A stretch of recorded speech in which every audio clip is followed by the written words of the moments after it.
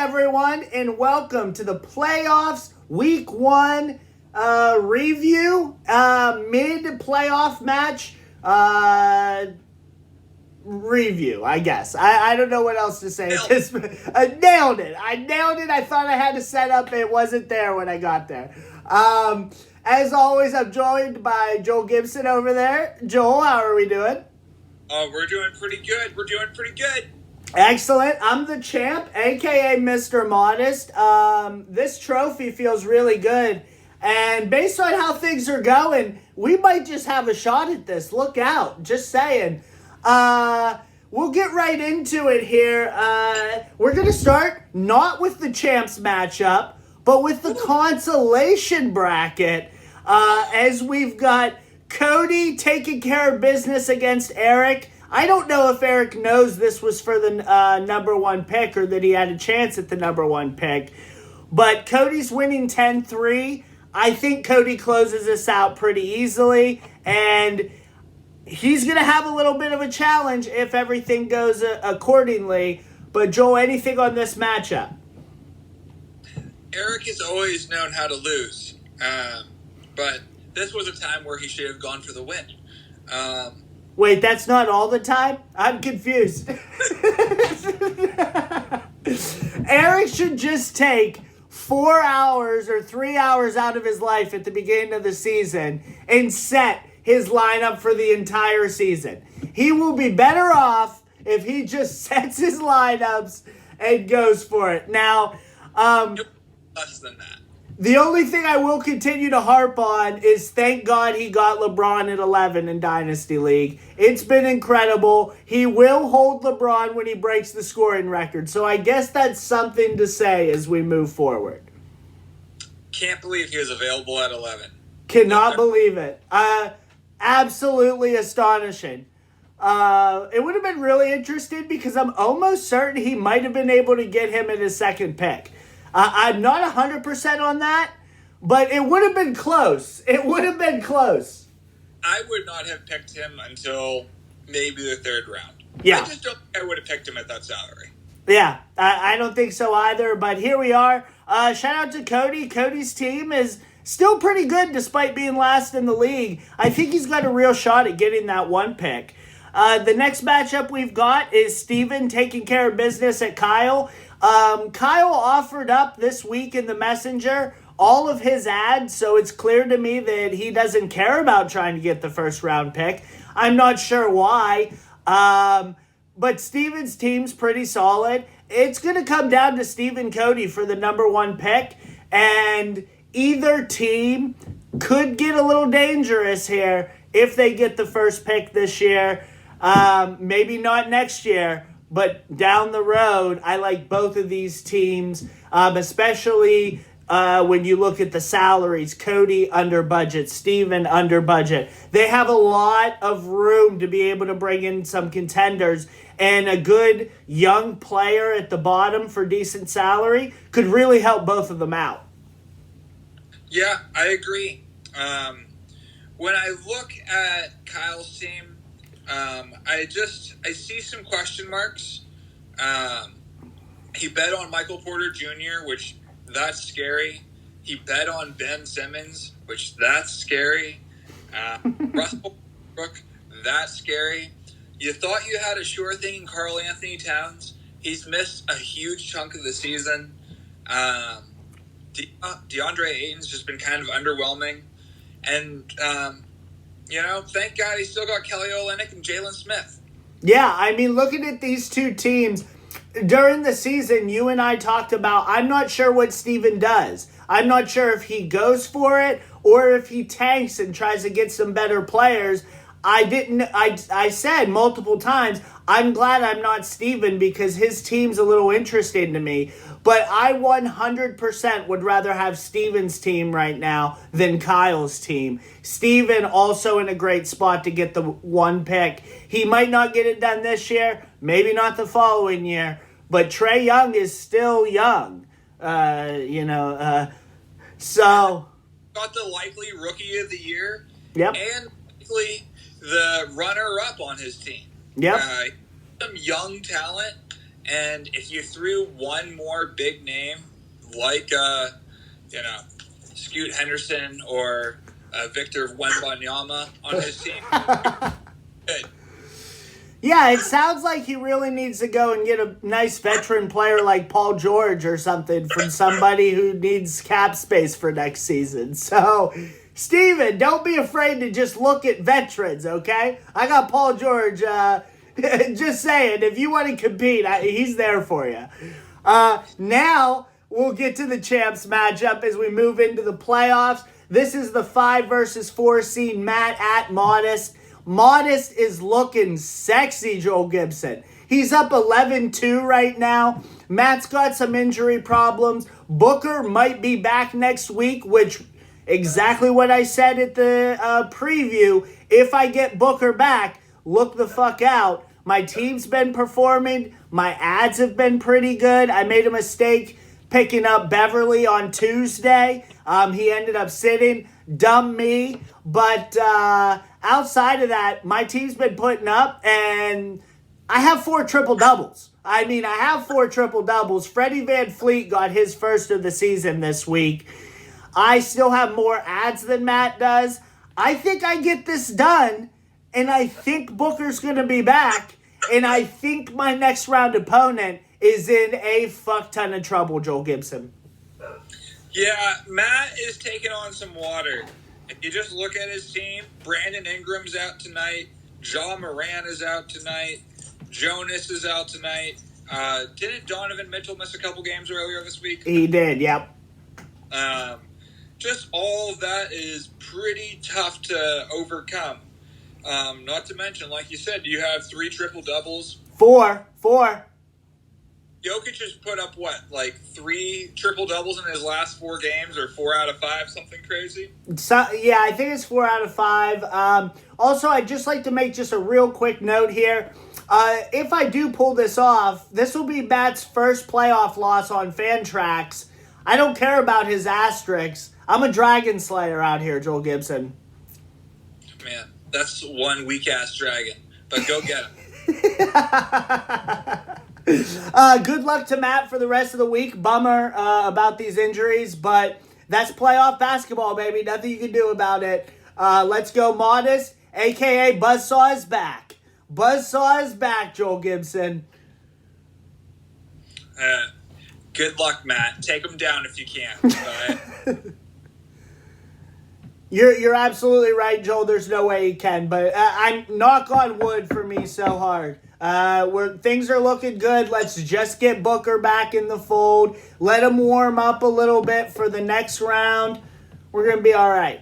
Next matchup is the 8 versus 1 matchup. Doug at Neiman. Right now, this score is 6-7. Earlier in the week, Doug was up 12-1. I think that was like Tuesday or Wednesday, so it was still pretty early. Joel, what do you think? Can Doug get this done? Man, this would be a hell of a win.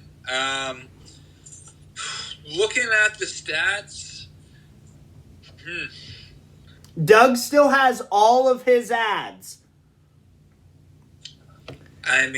Man, he still has all of his ads? He still has all of his ads. That's probably one of the more, I don't want to say annoying, because each team can run their team however they want. But both of these teams have all their ads. Nobody has added anything. They're playing straight up.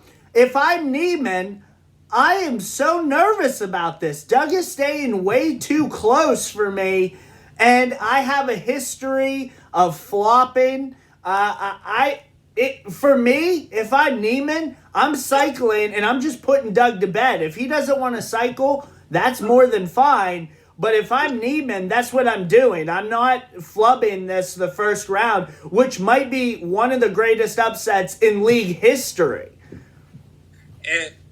What changed the whole thing is Neiman's home court advantage got taken away when Doug got that triple-double. Yep. But what's tough to figure out is, outside of assists, what category could Doug take? And I think it's going to come down to assists.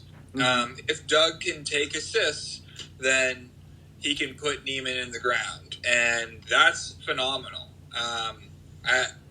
I want to pick Doug, but everything has to go right for him. He has to hold those categories plus take one. Yeah, the nice thing Doug has going for him is he has such a big turnover lead. He can just add people and not worry about that category. Everything else is counting. You know what I mean? Like percentages, field goal percentage. I understand that that's kind of tricky. But if you're adding assists, you're not worried about free throw percentage. They're not going to hurt you. All you got to do is pay attention to field goal percentage and attack where you can. And I really think Doug could go and get this done if he wants to. I mean, assists are literally 1 right now. 1 assist, back and forth. So it's going to be interesting to me this week to see if either of these teams decide to add. And when they do, which of the teams are adding the right players. Now, if Neiman also tries to attack assists, that leaves Doug open a little bit more on field goal percentage as well to try to do it. It's certainly going to be extremely interesting over these last 7 days, the little cat and mouse play here. But if I'm Doug, I'm going for it. This is a historic opportunity to take down a number 1. And I don't care who's at the bottom. He's over the cap anyway. There's a couple players on there that I just drop for value. I get myself under the cap, so even if I lose, I don't have that problem to worry about in the offseason. You know what's super interesting is so we're talking about assists is probably the category that determines this. But there's not that many elite assist guys on either team. The only one that stands out to me as an elite assist guy is LaMelo. And then Dame is up there, but he's not in that like top tier of assist guys to me. Yeah. So it really could go either way. Neither of them have like elite assist creation. Yeah. And that's what I mean. That's why it continues to be so up in the air. And you don't know about Embiid going into the break. It's interesting to me, especially given the Philly's been on fire, right? Their spots are shored up. You might see Embiid sit a couple games. That's interesting. You might see Jimmy Butler sit a couple games. That's interesting. If I'm Doug, I am going for it so hard, and everyone else be damned. You know what I mean? It's just one of those things that being the 8 and even able to compete with the 1 is so rare, let alone being able to win. And there's nothing to lose, dude. Nothing to lose. How you finish in the regular season determines the draft, right? Yep. So, that's already been determined. So why not go for it? Why not? And like I said, you can solve some cap problems and stuff like that as well. It's definitely interesting. And like I said, good luck to each team. Man, I really want to root for Doug here. I really want to root for Doug. I just want to see an 8 beat a 1. Like it could be anybody. But in this spot, I'm going for it. I'm rooting for Doug. I'm picking Doug to pull the upset. That's my pick. I'm picking Neiman, but I don't feel good about it, and I'm hoping for Doug. Yeah. No, I get it. It's not bad. Next one's a little bit easier to determine. It's CJ at Adam. Adam, the 2 seed here. CJ, some horrendous news today. Curry going to be out till the All-Star break. KD is still out. And we don't know what's going to happen with him now with the Kyrie trade. On paper, this team was incredible. We thought CJ had a real chance this year. And the injuries got him. And at the end of the day, Adam's going to smack him around. And Adam's going to round 2. Yeah, it's kind of crazy. I picked CJ earlier in the year to win the whole thing. I liked his guys. He's got 3 elite guys that are either in their prime or at the tail end of it. And, I mean, each one of those guys is capable of carrying a team. And it felt like at no point this season were all 3 of those guys just healthy so that CJ could dominate. And there's nothing you can do when that happens. If they're not healthy, that's the thing. He was top heavy. He went for it. I respected it. I got it. I understood what he was trying to do. But if one of those players are healthy, you just can't hope, especially in a 2-week matchup, to be able to keep up with other teams that are consistently, healthy, number one, but 2, performing. Now, with that said, it's not even that Adam is super healthy at this point. He's got red flags all over his team. But Rudy Gobert, you've got Aaron Gordon also with a red flag. If you have one of these players, not to mention 2 of these players for CJ that are out, the rest of your team has to be healthy. CJ's is not. Adam's going to get it done. I'm also going to pick Adam, but I'm just going to put a couple things out there. Okay. Less than double-digit spread in assists, Adam's way. 9 assist spread. And 4 3-pointer spread. The other thing is, if Harden were to throw up a triple-double this week, it gets really interesting. And double only 1 split. Right. CJ throw the upset this week. I just don't think that he can pull it off this year overall.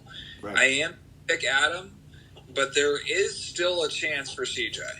And see, here's the thing for me. Now, CJ earlier in the messenger, and I'm sure you didn't see, he already congratulated Adam and said, see you next year to everyone else. So I don't know if CJ has the heart. Not that he doesn't have the heart. I don't want to be like that. I don't know that he wants to keep going at this when it's just injury after injury and attacking him and stuff like that. If he can get over it mentally, there is a possibility that he could win, but you cited assists again. Do you know another matchup that's heavy on assists? Neiman and Doug. That makes the wire so much more thin when it comes to assists. It's extremely interesting when you start comparing these matchups across everyone and seeing that assists is a big category. Field goal percentage is a big category. Threes are a big category in a lot of these matchups. You also need your good players to get the triple doubles or get, what they need to get. But assists is one of those categories that I feel like in every matchup except Matt and I, it's a big, big thing. And I don't know if there's enough out there for CJ to be able to add to catch that. Here's the thing. And, I mean, we both should be more believers than most in this. Mm-hmm. But look at Adam's team and tell me who is the best creator on his team in terms of assists. You're probably going to say Fox? I am going to say Fox, yeah. Okay. Outside that, is the second best one Giannis? Just looking. Maybe McCollum. Like Giannis is good. Murray, McCollum. Those are kind of the names that come to my mind. There's just a possibility that Harden could go out there and get a 20 assist game. Yeah, especially if Embiid sits. He could just do it. Yeah. And that turns this whole thing around. And then if Steph comes back at a good time, if KD comes back, CJ, if he could hold on, he might be a dangerous second-round opponent. Yeah, if he can somehow, and I imagine he will. I know that he has used a fuck ton of ads already. And I'm not sure, and I'm looking right now. See, of course, Fantrax. Good old Fantrax. 3 claims remaining. 3 claims remaining, and I think Adam has 14? That's tough. Yeah, because even if it gets close at the end, you have that weird Sunday where there's like a few teams playing, and Adam's just going to be able to add like all the teams. No, he has 12, not a full 14, but he's still up 9 ads, which means every day he could theoretically add one more player and just cycle CJ out of this. It's really tough from CJ's perspective, but maybe Adam is cocky and doesn't think he needs to add. I have no idea, but I know for sure if those assists get close and there's 4 or 5 days left, if I'm Adam, I'm just adding the best assist guy off the wire every day. Yeah. Damn. Well, yeah, I'm picking Adam. But the door just a smidgen open for CJ. It's a bummer. It's a bummer for sure. And then the last matchup is, for me, the most interesting matchup. There are so many pieces that are going into this matchup that I'm just going to let you talk first, and then I'll give my thoughts after you're done. So go ahead, give your position, give your story on how you're going to win this matchup. Tell us, Joel Gibson. All right, fellas. So here's where it's at. Right now, it's 5:59 Sunday night, February 5th. And the score, as we're looking, is 4-9. But that doesn't tell the whole tale. Because it's fucking super close, right? Right now, it's a 1 rebound spread. All of a sudden, that makes it, 5-8. Then you look at, let's see. Free throw percentage is .12. Yeah, it's within within 1. That would make it, 6-6. 6-6, yep. Well, 6-7. And then 2-pointers right now, we're fucking tied at 224. Yep. Just fucking tied. So this could really go any way. At this point, Luka is sitting. I'm not sure exact. I think it was confirmed that he's out on Monday. Yep. That's huge. Absolutely fucking huge. Right now, the fact that he's holding on to Lonzo instead of, well, he couldn't have put anyone else on his IR. But that might come back to haunt him long term. You're welcome for trading him to him in the beginning of the season as part of that AD trade. If you'll remember when I stole, it was theft when I took Booker and FVV, Booker and Levine. I apologize, Booker and Levine for AD and Ball. I still hold that that's the best trade of the season. I don't care what anybody says. I would beg to differ. I think my Kawhi trade with Kyle would beat that out. Oh! Tough. It's Kelly Olynyk for Kawhi, essentially. Yeah, I get it. Okay. Oh, wait. Before we continue with this matchup, Joel Gibson, I believe it's February, correct? Is it time for Mr. Modest to cash in? I think it is. Now, Joel Gibson, I believe we reviewed this at maybe mid to beginning January. You told me without a shadow of a doubt that Sexton was going to be a 20-point average player. Now, listen, we were sitting at the Cavs game, and let me just bring everybody through this. We were sitting at the Cavs game, and he goes, how low will you go and still be comfortable? I said 17.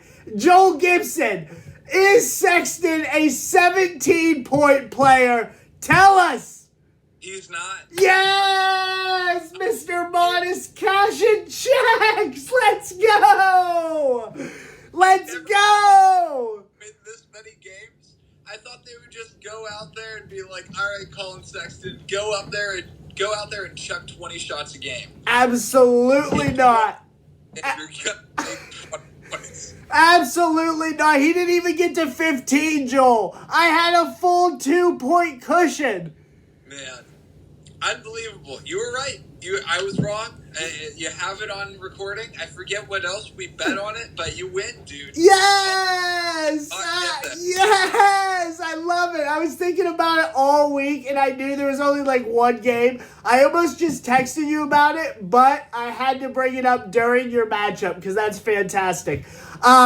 Joel Gibson, the only thing I'll say about your matchup is, first, shout out to Phil for getting the 3 seed after he basically cut half his team at the beginning of the season to get under the cap. That takes so much balls. Like, you have to admit that that's impressive regardless. Now, Joel, with a lot of injuries, a couple trades, we thought he was out of it early. He has brought himself back to a point where he could win this matchup and theoretically play Adam in the next round.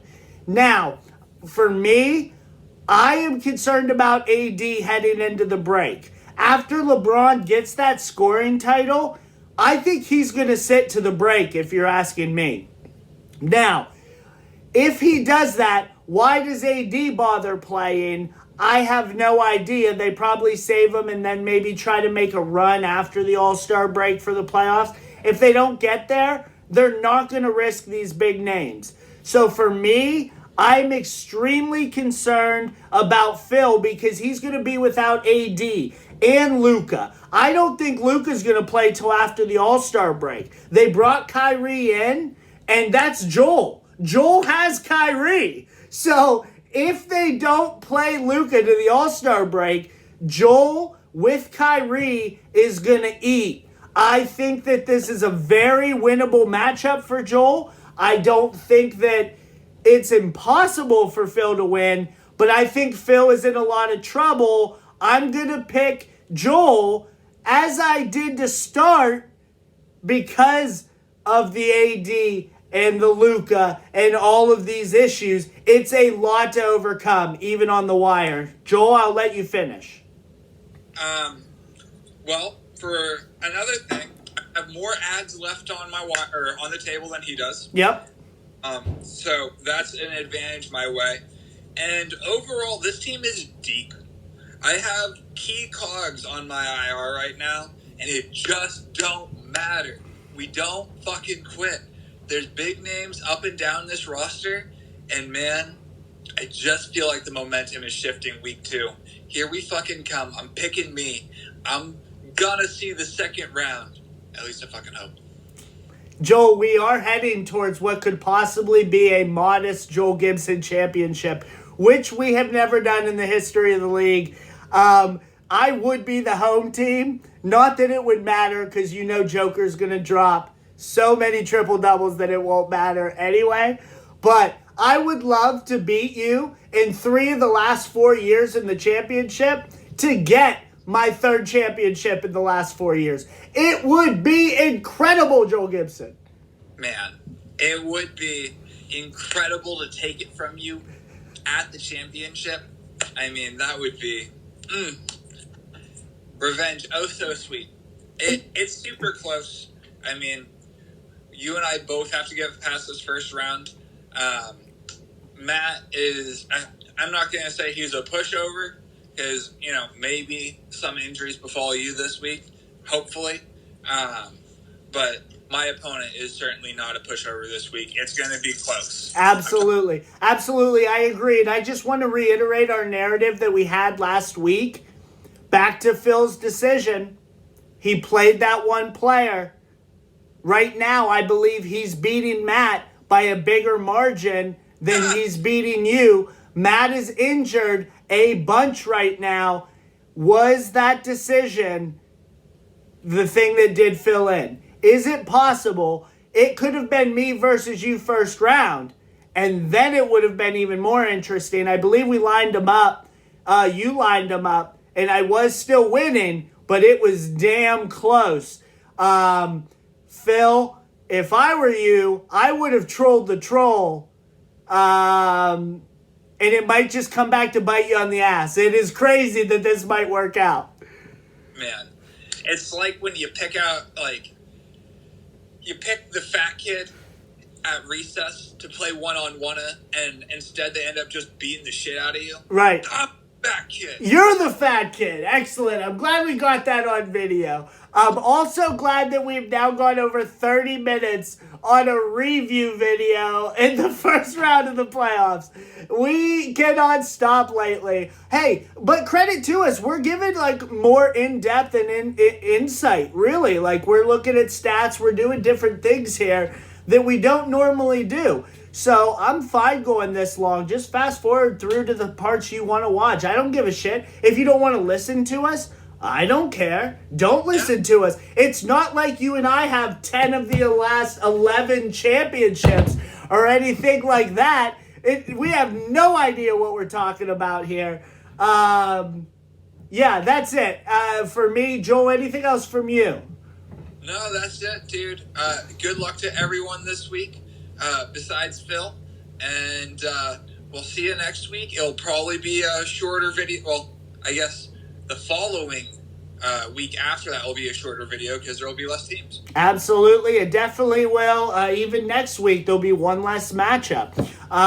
That being said, as I talked about this week, you guys noticed that I had to adjust everybody's max ads. And so basically, just to reiterate what's happening, for week 1 of the playoffs, your max ads are changed to 14. Just in case you wanted to use all 14 of your ads in that 1 week. At the start of the second round, which will be tomorrow, I will take what's left of your ads and I will make that number your max moving forward, so you can't go over that number in week 2. ESPN used to add those two together and let us just keep track of the 14. Of course, Fantrax doesn't do that. Why would it? It only makes sense. I've been through the settings. There's no way I can do that. So unfortunately, on Mondays, everybody's going to get like 24 notifications from Fantrax. Please turn them off on Mondays because I was annoyed myself going through and doing it. I can't imagine what everybody else experiences. But I caught it early. Nobody was affected. That's important to me. So with that in mind, good luck to everybody this upcoming week. Good luck to the consolation bracket. Good luck to everybody in the playoffs. Man, I have loved how Dynasty has started. A little bumpy, but anything that you and I do, Joel Gibson, starts out a little bumpy. But at the end of the day, it comes full circle, and I think that it's worked out for the best. We figured it out along the way. Absolutely. Good luck to everybody, and we'll see you next Sunday for round 2. See ya!